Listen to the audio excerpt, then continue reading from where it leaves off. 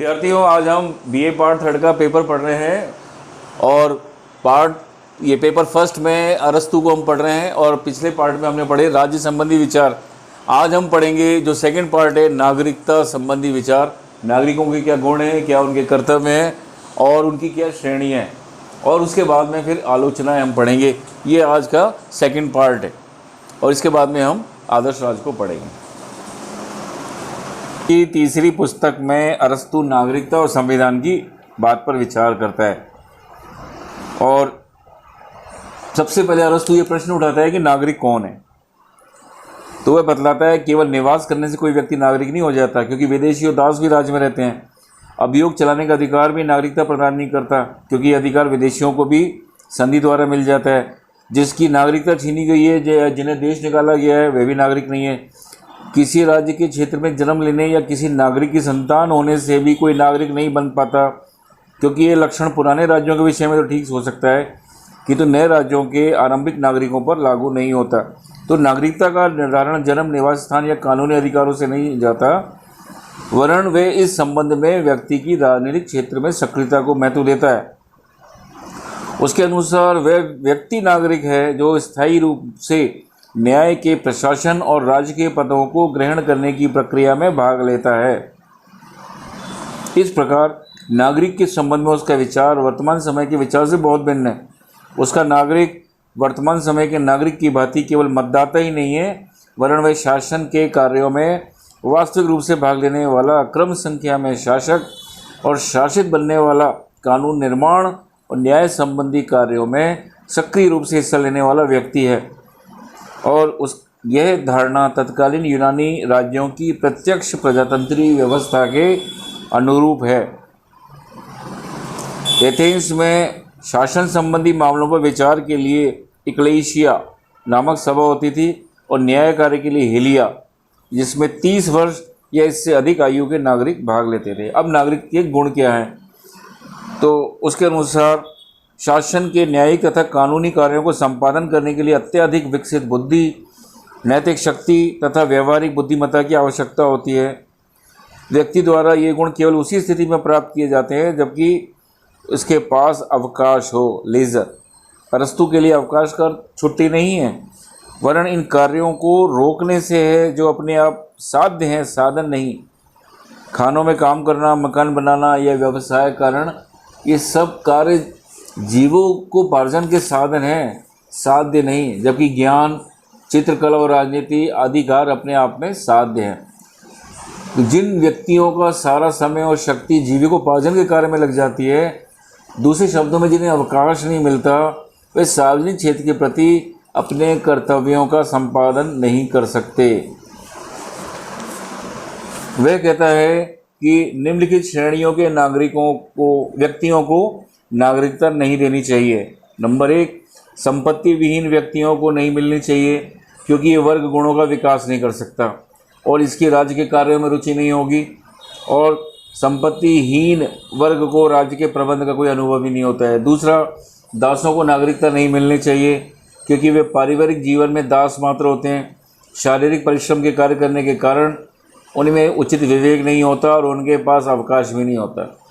तीसरा, श्रमिक वर्ग के व्यक्तियों को भी वह इस कारण नागरिकता से वंचित करना चाहता है कि उनके पास अवकाश नहीं होता है और वे नागरिकता के गुण विकसित करने की स्थिति में भी नहीं होते। नेक्स्ट है, संपत्ति प्राप्त करने के अप्राकृतिक उपायों जैसे सूदखोरी आदि में संलग्न व्यक्तियों को भी नागरिकता नहीं मिलनी चाहिए। नेक्स्ट है, स्त्रियों तथा बच्चों को नागरिकता प्राप्त नहीं होनी चाहिए, क्योंकि उनका बौद्धिक क्षमता हीनतर स्तर की होती है। नेक्स्ट, सभी वृद्ध व्यक्तियों को भी नागरिकता प्राप्त होनी चाहिए, क्योंकि उनकी शारीरिक क्षमता हीनतर होती है। अब हम आलोचनाएं करते हैं। नंबर 1, अत्यधिक सीमित और संकुचित धारणा। नागरिकता के संबंध में उसकी धारणा अत्यधिक सीमित और संकुचित है। जनसंख्या के एक बहुत बड़े भाग को वह नागरिकता से वंचित कर देता है, क्योंकि वह दासों, श्रमिकों, व्यापारियों, वृद्धों, स्त्रियों व बच्चों को नागरिकता से अलग कर देता है। इन सभी व्यक्तियों को नागरिकता से वंचित करना स्वयं उनकी उन्नति में बाधा बनना और राज्य को उनकी योग्यता के लाभ से वंचित करना है। बारकर ने कहा है, बहुजन सुलभ नागरिकता का नीचा आदर्श प्लेटो और अरस्तु के उस भव्य आदर्श से कहीं अधिक मूल्यवान है जो मुट्ठी भर लोग ही प्राप्त कर सकते हैं। दूसरा है, प्रतिनिधियात्मक शासन में अपनाना संभव नहीं। अरस्तु नागरिकों को कानून निर्माण और जूरी के सदस्य के रूप कार्य प्रदान करता है, परंतु वर्तमान समय के प्रतिनिधियात्मक शासन वाले राज्यों में अरस्तु के इस आदर्श को अपनाना संभव नहीं है। प्रतिनिधियात्मक शासन में प्रत्येक व्यक्ति कानून निर्माता नहीं हो सकता है। नेक्स्ट है, धनिक तंत्रीय दृष्टिकोण। अरस्तु के अनुसार केवल उन्हीं व्यक्तियों को नागरिकता प्राप्त होनी चाहिए जिनके पास संपत्ति हो। इसका अर्थ हुआ केवल धनवान व्यक्ति ही कानून निर्माता या जूरी के सदस्य के रूप में कार्य कर सकते हैं।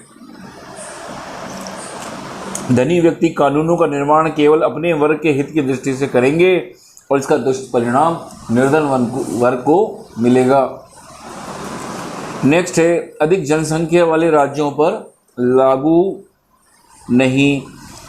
तो अरस्तु की नागरिकता की धारणा कम जनसंख्या वाले नगर राज्यों पर लागू हो सकती है। अधिक जनसंख्या वाले विशाल राज्यों पर इसे लागू करना असंभव है। नेक्स्ट, अनेक वर्गों और गुटों का उदय। अरस्तु की नागरिकता की धारणा को अपनाने से राज्य में अनेक वर्गों और गुटों का निर्माण हो जाएगा और इससे शांति तथा व्यवस्था बनाए रखना संभव नहीं होगा।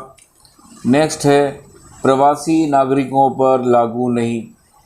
इस व्याख्या के अनुसार विदेशों में बसाए गए उपनिवेशों की संपूर्ण जनता भी इस अधिकार का प्रयोग नहीं कर सकती, क्योंकि कानून निर्माती सभाओं तथा न्यायालयों की सदस्यता उपनिवेशों में रहने वाले व्यक्तियों तक विस्तृत नहीं की जा सकती है। तो वास्तव में अरस्तु की नागरिकता संबंधी धारणा न तो सैद्धांतिक रूप से श्रेष्ठ है और न ही इसे हम व्यवहार में लागू कर सकते हैं। फिर अरस्तु का न्याय अगर आप देखें तो न्याय भी राज्य के लिए महत्वपूर्ण मानता है, लेकिन न्याय को वो सद्गुणों का समूह मानता है। व्यक्ति के न्यायप्रिय होने के लिए ये आवश्यक है कि वे समुदाय के अन्य सदस्यों के प्रति अपने नैतिक कर्तव्यों का पालन करे। वो न्याय के दो भेद बताता है, पूर्ण न्याय और विशेष न्याय। पूर्ण न्याय क्या है? कंप्लीट जस्टिस जिसे कहते हैं। पूर्ण न्याय नैतिक गुणों और चरित्र की श्रेष्ठता का नाम है और इसका तात्पर्य यह है कि एक व्यक्ति दूसरे व्यक्तियों के साथ अपने संबंधों में नैतिक गुणों का पालन करे। अरस्तु के अनुसार पूर्ण न्याय कानूनों के अनुरूप आचरण करने में निहित है। दूसरा आता है विशेष न्याय, पर्टिकुलर जस्टिस। विशेष न्याय का संबंध सद्गुण और भलाई के विशेष रूपों से है, जिनके आधार पर हम दूसरों के साथ न्यायोचित व्यवहार करते हैं। इसके दो उपभेद हैं, जैसे एक है वितरणात्मक न्याय और सुधारात्मक। वितरणात्मक क्या है? Distributive justice. यह प्रत्येक व्यक्ति को समाज के सदस्य के रूप में उसका उचित भाग प्रदान करता है। इसका अर्थ है राज्य अपने नागरिकों के महत्व और योग्यता को दृष्टि में रखते हुए उनमें राजनीतिक पदों, सम्मानों, अन्य लाभों या पुरस्कारों का बंटवारा न्यायपूर्ण रीति से करे, क्योंकि इनके विषम वितरण से राज्य में असंतोष उत्पन्न हो जाता है, जो क्रांति को जन्म देता है। स्वयं अरस्तु के शब्दों में इसका अर्थ है राज्य के उद्देश्य की पूर्ति के लिए किए गए योगदान के अनुपात में प्रत्येक के द्वारा अधिकार की प्राप्ति। दूसरा है सुधारक न्याय। सुधारक न्याय या करेक्टिव और रेक्टिफिकेटरी जस्टिस। सुधारक न्याय का विचार नागरिकों के पारस्परिक व्यवहार से संबंधित है। ये एक नागरिक के दूसरे नागरिकों के साथ संबंध को नियंत्रित करता है और राज्य के नागरिकों के पारस्परिक व्यवहार में जो बुराई उत्पन्न हो जाती है उन्हें दूर करता है। तो ये आज हमारा दूसरा पार्ट समाप्त होता है, जिसमें हमने अरस्तु के नागरिकता संबंधी विचारों को पढ़ा। धन्यवाद।